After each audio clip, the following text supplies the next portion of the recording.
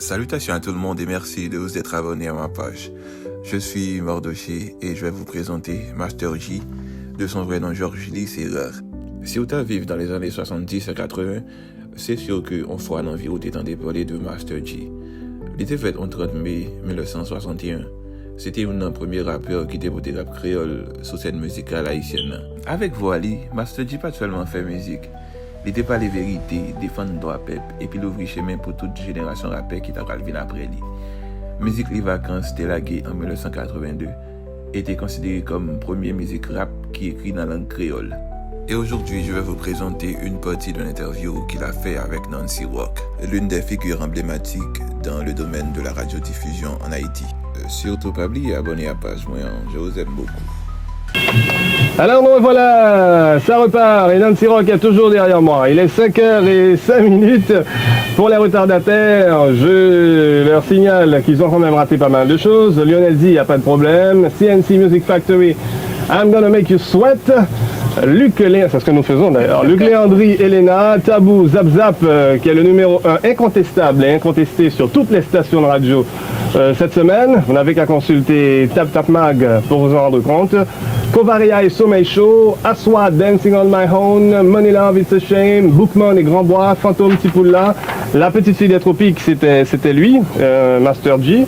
Et puis Nilda Fernandez, Nos fiançailles. On va repartir ensemble. Rendez-vous avec qui?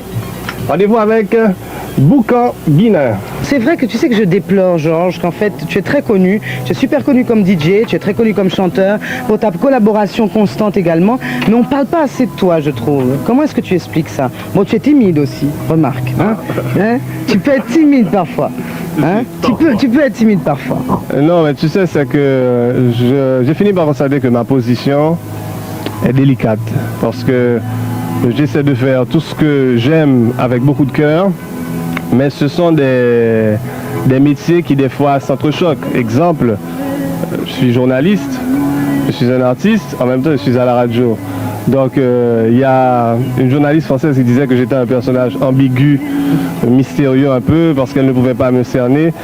Et je pense que c'est à cause de cela que, tu sais, des fois, il y a des vibrations que l'on reçoit, on a peur qu'elles ne soient pas positives, donc on préfère rester à l'écart des gens et donner, et puis en attendant tout simplement le résultat.